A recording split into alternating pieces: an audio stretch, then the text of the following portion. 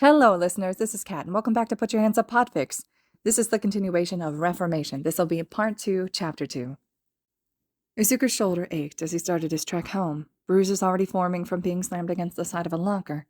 The sleeve of his uniform jacket was torn, and there were specks of blood on the white button-up shirt he wore. He still clutched a blood-stained tissue in his hand from when he'd mopped up his bloody nose. It had been weeks since Izuku's encounter with the League of Villains, and it was like nothing had changed. He went to school, got bullied, and then went home. He kept waiting for his mom to notice the missing notebook, or how quiet he was, or the fact that he hadn't come home until late that night that he had tried to kill himself. Yet she never said anything. Same as how she never said anything about bruises or cuts or burns that had covered his body for years, nor did she comment on his damaged school uniforms. She had simply taught him a few basic stitches so that he could mend them. The blood on his clothes had been common enough for him growing up that he had long since learned how to get the stains out. A part of Izuku wondered why he was still so scared of his bullies. After all, he'd had a run-in with the League of Villains, and they were a million times scarier than the kids at school, yet the League was also somehow kinder than his bullies. They hadn't hurt him. They hadn't cared about the fact that he didn't have a quirk. They had even been impressed with his hero analysis. He'd been checking the news, too, and none of the heroes from the notebook he gave them had been hurt, at least not badly. The only thing he'd seen on any of the heroes was from when Mount Lady had tried to apprehend the League. Izuku had written that due to her being unable to be any other size between her largest or normal size, meaning that the best way to counteract her would be to lead her into a smaller space where she wouldn't be able to use her quirk. With her high ambitions and desire to reach the top, she would be mindful to minimize the destruction of public properties so that her ratings wouldn't take a hit. When she'd gone after the League, they had dodged into some back alleys. She wasn't able to follow them without deactivating her quirk, and they were far too dangerous to go after without a quirk. The League had managed to escape, avoiding her easily. Izuku kept walking, mulling this over and not particularly paying attention to what was going on around him. "Deku! Hey, Deku!" someone had called, as a hand came down on his injured shoulder, squeezing it painfully tight. Izuku yelped, trying to twist out of the bully's grip. The bully gave him a shove, sending him into the wall of a nearby building. "What are you mumbling about now, huh, Deku?" Nothing. Can you please just let me go home, please?" The bully laughed. "Aw, listen to you beg. You sound like you're about to cry. Hold still, I'll give you something to actually cry about." He pulled his fist back, preparing to punch Izuku square in the face, when a shadow fell over them. Someone grabbed the boy's arm and yanked him away, freeing Izuku. The bully started to protest, but his words died in his throat when he saw who was looming over them. "Can't believe they call me a villain when scum like you are walking around," Dobby drawled, tightening his grip on the boy's wrist, his skin slowly starting to heat. The bully looked panicked as he desperately tried to twist his arm away. "At least I attack people who deserve it. The hell did this kid ever do to you?" He's just a quirkless loser we all mess with. It's not a big deal." "Yeah? What's your quirk, tough guy? Got something real fancy and flashy? Gonna be a big strong hero someday? Come on, I'm curious," Dobby said with a sneer. The boy stared up at him, his eyes blown wide with fear. It's, I can tell the exact components of foods by looking at it, along with the calories. I'm gonna work as a dietitian at my mom's practice." Dobby scoffed. "It's a lame fucking quirk. With enough research, anyone could do that. Now, lucky for you, I'm not a fan of killing kids, so I'll let you go for now. But if I see you causing trouble again..." Dobby paused and raised his other hand, a small blue flame flickering to life. "Well, let's just say I have no problem hurting kids." As soon as Dobby let go of the boy's arm, the bully took off running. Izuku was left behind, staring at the villain and trying to hide his shaking hands. Are you following me?" Izuku asked quietly. "Yeah. Today was the first time, though, so don't freak out. I wanted to ask you a question about your notebook. Then I saw that little shit messing with you, so I figured I'd scare him off. You're welcome, by the way." Dobby looked Izuku over, pointedly looking at the blood stains and the damaged clothes. "This shit happens a lot?" "It's not a big deal," Izuku said, looking away. "You need to learn how to stand up for yourself, kid. If you fight back, they'll leave you alone." Izuku's eyes went wide as he hurriedly shook his head. "Oh no, I can't do that. I tried once, and Kachan got really angry, and he burned me really badly. If I fight back, it makes it worse, and without a quirk to defend myself, I can't just..." "Whoa, slow it down. Do you know how many heroes and villains fight without using a quirk? Plenty. What's a kid with a calorie quirk going to do against a knife? Jack shit. You just need to learn how to fight. That's not why I'm here. Your notebook was labeled Volume 13. Do you really have 12 others?" Izuku tentatively nodded. "Nice. Let me know if you ever want to sell those, especially if you have any more thoughts on Endeavor. I'll pay." And with that, the tall, scarred man had slipped back into the alley beside them and disappeared into the shadows. After his run-in with Dabi, Izuku took to checking over his shoulder wherever he went. He wasn't particularly scared that Dabi would show up to hurt him, but he didn't love the idea of being followed without his knowledge. It wasn't until 2 weeks later that he noticed some movement, someone tailing him. He made a few turns, leading them into a more deserted area before ducking into a quiet side street. Once he was sure no one else was around, he cleared his throat. Dabi, is that you? Are you following me again? The slight scuff of shoes against brick caught Izuku's attention. He glanced up and saw the blonde girl, Toga, scrambling off the edge of a roof and onto a fire escape. From there, she clambered down to the ground. With a skip in her step, she approached Izuku. Her smile seemed sharp and looked dangerous, especially with her fangs flashing in the low light of the setting sun. How'd you know I was there, Izuku? That caught Izuku off guard. Where did the nickname come from? Ever since Dabi talked to me the other day, I've been keeping an eye out. I thought you were him. Can I ask why you're following me? Izuku asked nervously. Dabi told me that you get bullied, and some of us didn't like it. I fight without using my quirks. I'm the best one to teach you. Wait, what? Here. Toga excitedly shoved the handle of a knife into his hand. You can keep this one. It's really sharp, and it'll work super well. There's a park up the street that usually doesn't have too many people in it, so we can go there. By the way, I really like your shoes. Red is such a good color on you. At least 3 times a week, for a month straight, Toga would find Izuku on his way home and work with him for a few hours on how to fight. After she realized how little he knew, she started him on basic self-defense and movements. From there, she started teaching him how to use the knife that she gave him. Slowly, she became a normal part of his life, and he found himself looking forward to working out with her. Sure, sometimes she slipped up and would give him a little cut, but she couldn't help it. It was in her quirk's nature for her to have an interest in blood. It was like if someone had a strength-enhancing quirk, they would naturally be prone to building muscle. Her desire to see and consume blood was just another part of her quirk. Izuku just had to be careful to quickly clean up his blood so that she didn't get too distracted by it. One day, when Toga showed up to train him, she had Magne with her. Immediately, Izuku got nervous. He had gotten used to Toga's presence, but anyone else from the league put him on edge, which he frankly thought was fair. Hey there, kid. I didn't properly introduce myself before. I'm Big Sis Magne, the woman said, smiling at Izuku. I heard Toga talking about your training, and I wanted to come check on you.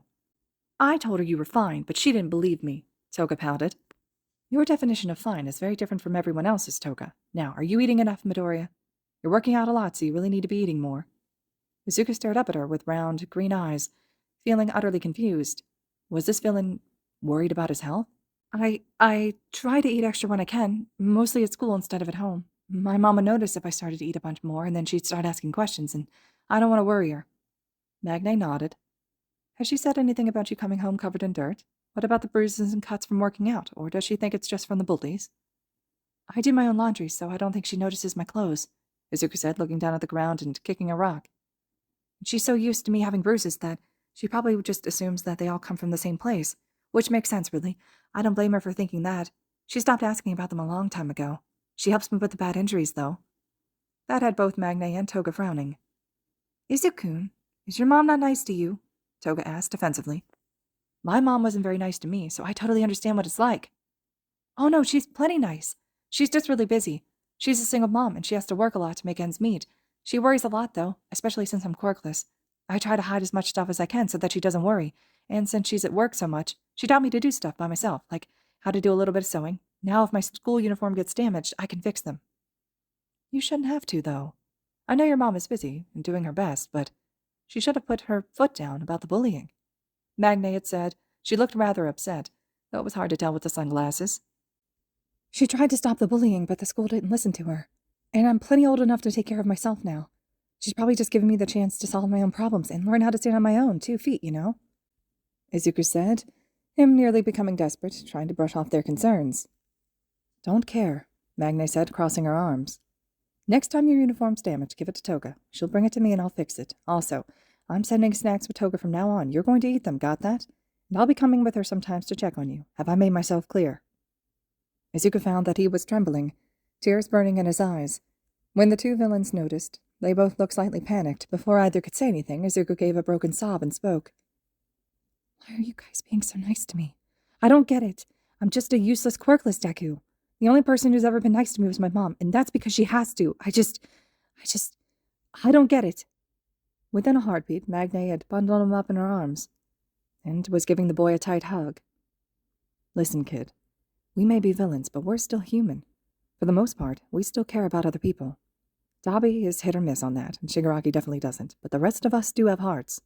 That means when I see a scrawny boy in dirty clothes covered in bruises and scars, I'm going to worry about him. So, just let us help when we can, okay? We'll do what we can to help, and we'll keep you out of the stuff that we get into." "Yeah, exactly," Toga said excitedly. "Just avoid Shiggy, and you'll be fine." Izuku and Toga continued training together. She had even taken to bringing him to rooftops to learn some basic parkour. There were a few scares, where he nearly didn't make the jumps, but Toga was surprisingly fast and would always manage to grab his arm, keeping him from falling. Every time that she would pull him back up onto the roof, they'd collapse in a heap, giggling and laughing together.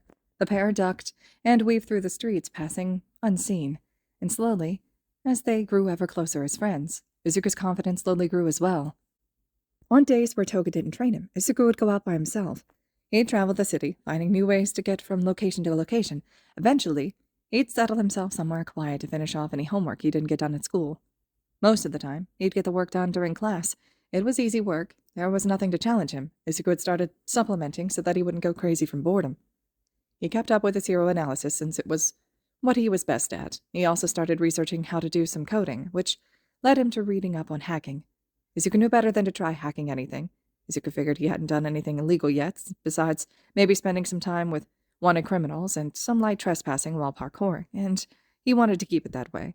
After all, even if he had given up on his dream of becoming a hero, he didn't want to go to jail. That didn't mean that he couldn't study the theory behind how to hack. He was positive that, should the need arise, he'd be able to hack a number of things fairly well. Izuku had perched himself on a roof to work on some homework, and had turned on the hero watch station he typically listened to. He'd mostly tuned it out when something caught his attention.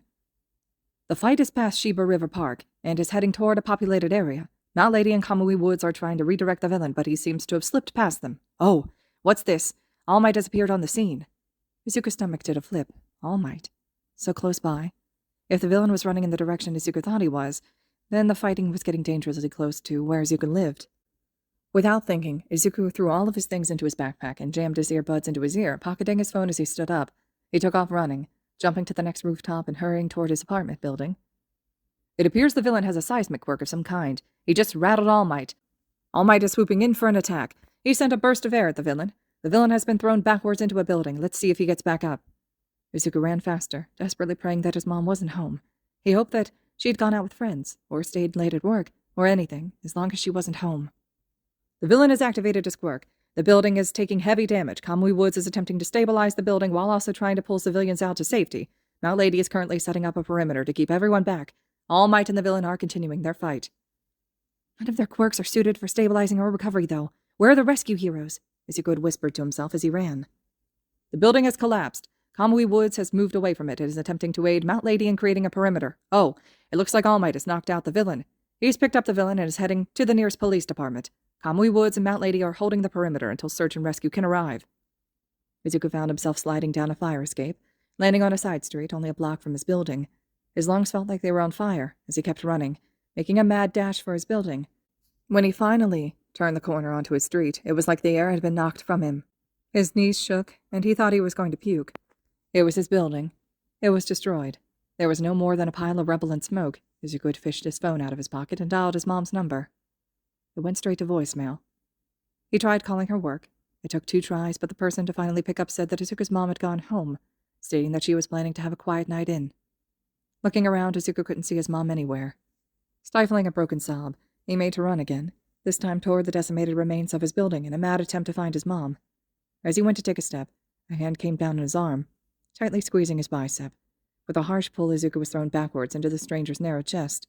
The grip on his arm was released only for a thin arm to wrap around him, holding him against their body. Izuku tried to struggle, but it didn't seem to do much good. He was forcibly yanked into an alley and thrown against the wall beside a dumpster. "Let me go! I need to find my mom!" Izuku sobbed, continuing his struggles. "Shut it, genius boy," a raspy voice had hissed. Finally getting his eyes to focus, Izuku saw that the man to grab him was none other than Shigaraki, the leader of the League of Villains. Shigaraki wore a black sweatshirt, hood pulled up to shield his face. He was careful to keep his pinkies raised, as he had gripped Izuku's shoulder, steadying him. "She's gone, Midoriya. She's gone. There's nothing you can do." "She might still be alive. You don't know. What are you even doing here?" "I was in the area scoping out heroes. That doesn't matter right now. She's not alive. We both know that. It wasn't your fault. Hell, it isn't even that weak NPC villain's fault. The heroes are to blame. They drove him in this direction. They threw him into your building. They were the ones who let the whole building crumble. There's nothing you can do, not with your current skill set. If you want to do something, you'll need to level up. Izuku frowned, rubbing at his eyes. Level up? As of right now, your options are either you go stay with your dad, wherever he is, or you go into foster care. But you have a third option. If you're willing to take a chance, you can come with me. Join the League. I can't do that. Why not? You already spend most of your time with League members. We've been nicer to you than anyone else in your life. Shigaraki paused and let his eyes skim over Izuku, taking him in. I'm not saying I'd be sending you out to fight heroes, at least not right off the bat. Not until you were ready. I'm saying you come back with me now, you have a safe place to stay. And we help teach you, help you level up. What do you say, kid? Ready for people to actually give a shit about you? Izuku sniffled. I won't have to go fight. You guys will keep me safe? Yes. We'll take care of you, protect you. We'll be better to you than anyone else ever will be. Think about it, Midoriya. If you were to move away, you'd never see Toga or Magne again. You'd be alone. Completely and truly alone. Who knows where you'd end up? Or who you'd end up living with? Slowly, Izuku found himself nodding along with Shigaraki's words. I don't know exactly where my dad is, and if no one can contact him, I'd end up in foster care. Things could end up really bad for me there, right? Since I'm quirkless. Shigaraki's lips twitched, though it was hard to tell if he was suppressing a frown or a smile. Exactly. Then... Okay. Yeah, I'll go with you. At least for now. Until I figure things out. You've returned, Tomura, All for One said, smiling at Shigaraki as the younger man had entered the room. The plan works, Sensei. I dropped little hints to Dabi to get him to seek out the boy. Then he let slip to Toga, just as I thought he would. Toga took to Midoriya immediately, and even got Magne to grow attached to him. Then all I had to do was give a low-level villain some direction to attack in the area that Midoriya lived in. Told him which building, which floor to crash into. He collapsed the whole thing, though. It was perfect. And now we have Midoriya. It's only a matter of time before his stats are boosted enough that he can be of use. You did well, my boy. Keep cultivating these relationships. The stronger and more loyal your followers, the stronger you are. All right, listeners, this concludes Chapter 2 of Reformation. Chapter 3 will be next. Let me know your thoughts and reactions so far. As always, though, thank you so much for listening.